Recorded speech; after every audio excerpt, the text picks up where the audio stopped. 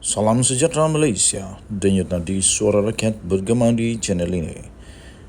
Jangan lupa tekan butang subscribe, like dan share. Malaysia kita punya, cintai Malaysiaku, kita jaga kita.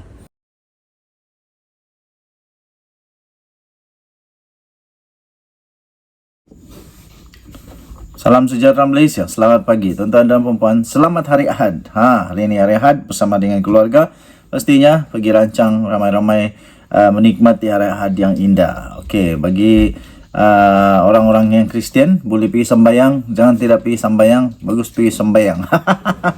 Okey, ini berita yang amat mengejutkan untuk pastinya calon pilihan raya negeri PRN daripada Perikatan Nasional. Rupanya ada calon daripada Perikatan Nasional, calon yang rupanya berhutang.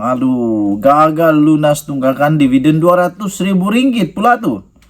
Disahkan, baru diterbitkan di My Metro. Polis menerima laporan bahawa calon pilihan raya negeri PRN gagal lunas tunggakan dividen sebanyak RM200,000. Hutang tak bayar lagi dan nak jadi YB. Tok Batin Kampung Lubuk Lenggong, iaitu Razali Kulim, menunjukkan laporan polis yang dibuat selepas peserta ladang getah tidak menerima bayaran dividen sejak 2 tahun yang lalu. Polis Negeri Kedah telah menerima 1 laporan berkaitan ketidakpuashatian terhadap syarikat Rimba Bayu di Baling kerana gagal melunaskan tunggakan dividen sebanyak RM200,000 kepada peserta ladang. Jurucakap Media Pilihan Raya Negeri PRN ke-15 kontijen Kedah, iaitu Senior Assistant Commissioner Al-Zafni Ahmad berkata, laporan itu diterima di antara jam 11 pagi hingga 12 hari semalam. Beliau berkata, laporan yang dibuat oleh Tok Batin daripada kampung orang asli Lubuk Lenggong di Baling yang mewakili peserta ladang getah diuruskan syarikat terbabit kerana tidak berpuas hati selepas gagal melunaskan tunggakan bayaran dividen berkenaan. Syarikat Rimba Bayu Enterprise itu kemudiannya bila disiasat dimiliki dan diuruskan oleh Muhammad Taufik Yaakob, iaitu calon bagi Perikatan Nasional bagi Dewan Undangan Negeri Dun Bayu. Tak tahu apa sudah kejadian dia. Harap-harap sudah diselesaikan. Kalau tidak, ini memalukan lah. Nak jadi calon tapi ada hutang. Macam mana orang percaya? Inilah calon daripada Perikatan Nasional. Syarikat Rimba Bayu Enterprise dimiliki dan diurus oleh Muhammad Taufik Yaakob, iaitu calon Perikatan Nasional bagi Dewan Undangan Dun Bayu. Adakah orang-orang di Dun Bayu masih percaya kepada dia dengan kelalaian dia ni, dengan ketidakcekapan dia ni, dengan ketidakmampuan menepati janji ni? Adakah orang-orang rakyat di Dewan Undangan Dun Bayu akan memberikan dia undi? Kita nantikan. Nanti kita akan lihat apa keputusannya. Adakah orang di sana masih lagi setia untuk memberikan dia undi? Kertas inkuiri disahkan, iaitu kertas siasatan dalaman disahkan, sudah pun dibuka untuk memudahkan siasatan dijalankan sebelum polis mengklasifikasikan kes tersebut mengikut seksyen yang bersesuaian. Makna kata memang ada kes lah ni. Memang ada yang perlu disiasat. Cuma saja nak tunggu dalam seksyen apa dia akan diletakkan. Okey.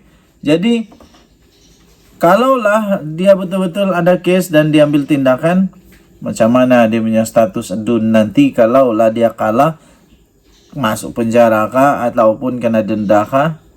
Kita tak tahulah. Kita tengok dulu apa seksyen dia. Denyut nadi suara rakyat bergema di channel ini. Jangan lupa tekan butang subscribe, like dan share. Bye-bye. Salam sejahtera Malaysia. Denyut nadi suara rakyat bergema di channel ini. Sanusi ditahan polis sekali lagi Ini perkembangan pilihan raya negeri PRN yang terbaru, yaitu dikabarkan persoalan ialah Sanusi ditahan polis sekali lagi. Menteri Besar Kedah Datuk Seri Muhammad Sanusi Mat Noor dikatakan ditahan polis pada petang Sabtu. Menerusi rakaman video sebuah program di Padang Serai, seorang individu lelaki yang dipercayai iaitu ahli PAS memaklumkan Sanusi tidak dapat menghadirkan diri atas faktor keselamatan. Keselamatan apa pula tu? Panglima Perang kita katanya itu Sanusi tak dapat hadir petang ini kerana isu keselamatan. Beliau sebenarnya telah datang lokasi program separuh jalan. Tetapi disebabkan isu serius, maka beliau tidak dapat hadir bersama kita. Namun beliau janji untuk hadir pada waktu yang lain katanya. Tambahnya lagi, insyaAllah walaupun Panglima Perang kita tidak dapat hadir, kita tetap menyokong PN. Bila dia iaitu Sanusi Umum Tarik yang baru hadir semula, semua akan datang beramai-ramai. Memetik ucapannya menerusi video berkenaan. Sementara itu, sumber Astro Awani pula memaklumkan penahanan terhadap Sanusi itu dibuat oleh polis dari Bukit Aman.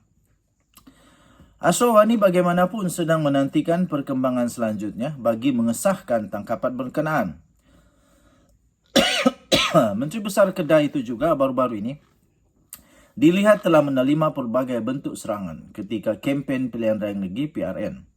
Dalam masa yang sama, pengarah pilihan raya PN itu juga tampil membuat beberapa bentuk pendedahan terhadap pihak lawan.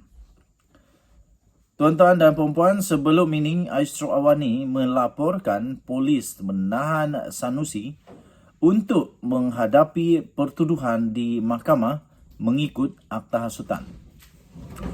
Penahanan dibuat pada sekitar jam 3 pagi oleh pasukan Unit Siasatan Jenayah Terkelas USJT D5 dan bahagian Anti Maksiat, Perjudian dan Kongsi Gelap D7 Jabatan Siasatan Jenayah Bukit Aman di Mon Kiara. Denyut nadi suara rakyat bergema di channel ini. Kalau kena tangkap, terus terang sajalah. Tak payahlah cakap tentang isu keselamatan lah apalah. Terus terang saja, kalau dia kena tangkap sekali lagi, dia kena tahan sekali lagi, terus terang saja kepada ahli-ahli semua yang dengar. Janganlah nak sembunyi-sembunyi. Pertama. Kedua, kena terangkan dengan teliti, dengan jelas, dengan bertanggungjawab kenapa beliau ditangkap. Jangan sampai seolah-olah beliau menjadi mangsa pula, sedangkan itu semua hasil kerana perbuatan sendiri. Hasil kerana keceluparan, hasil kerana tak pakai cukup akai, sehingga ikut syok mulut dia cakap. Jadi, jangan sampai selepas ini dituding-tuding jari pula. Kononnya ini salah, dipakailah, Anwar pakai keselamatan lah, macam-macam lah. Tapi yang sebenarnya berlaku ialah beliau ditahan kerana dalam Akta Hasutan. Dan jelas sekali pada penangkapan yang lalu itu jelas sekali beliau telah pun menyentuh isu 3R. Ini bukan tentang politik tetapi tentang isu 3R.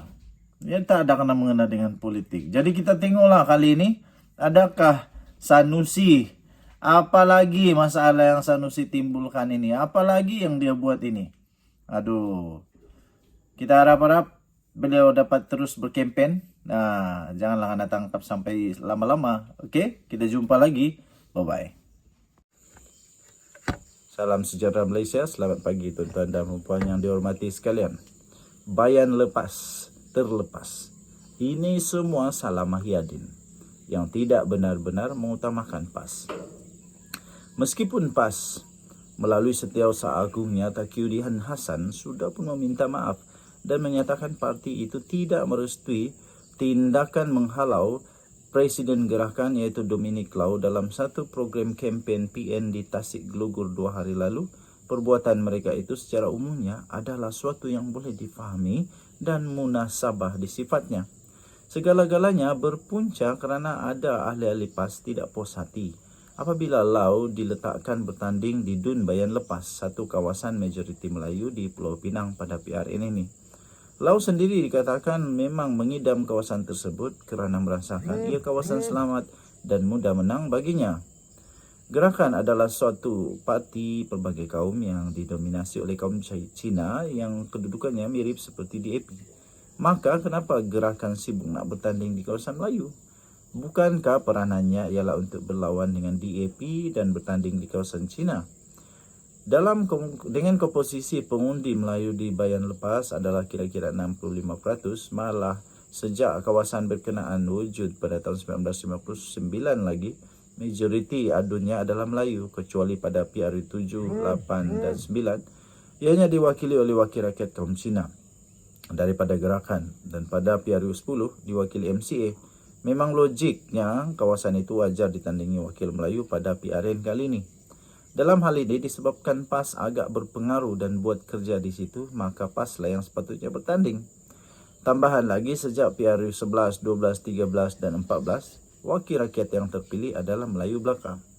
Kenapa sekarang PN mahu memberi kursi itu kepada gerakan? Kenapa tidak diletakkan calon Melayu di Bayan Lepas dan biarkan gerakan sebagai parti sebuah kaum yang didominasi oleh kaum Cina berlawan dengan DAP di kerusi-kerusi majoriti Cina? Apatah lagi, PH pun meletakkan calon Melayu dengan mempertaruhkan semula adun sedia ada, iaitu Azrul Mahazir Aziz mempertahankan kerusinya di Bayan Lepas. Jadi di mana logiknya PN memilih Lau diletakkan di Bayan Lepas? Tidak lain yang bersalah di sini ialah Mahyadin Mat Yassin selaku pengurusi PN yang gagal mempertahankan kepentingan Melayu dalam membuat keputusan. Sebaliknya, lebih memberi muka pada gerakan yang didominasikan oleh kaum Cina membanding PAS. Kalau Mahyadin benar-benar mengutamakan PAS dan sedar kebangkitan gelombang hijau adalah penyumbang kepada kekuatan PN, perkara ini pasti boleh dielakkan. Kepada penyokong PAS di Bayan Lepas yang kecewa kerana kerusi itu diserahkan kepada gerakan, tak perlu rasanya ditunjuk ajar apa yang perlu dilakukan pada 12 Ogos nanti. Pokoknya jika Lau menang, bakal selama-lamanya selagi gerakan bersama PN, kerusi itu akan menjadi warisan turun-temurun buat mereka. Selama-lamanya lah juga PAS akan melopong dan melepas. Hanya jika Lau kalah sajalah yang boleh membuka peluang kepada PAS untuk memperoleh semula kerusi Bayan Lepas dalam PRU seterusnya pada 5 tahun akan datang. Ditulis oleh Sabudin Hussein, 4 Ogos 2023, diterbitkan di sabudin.com.net.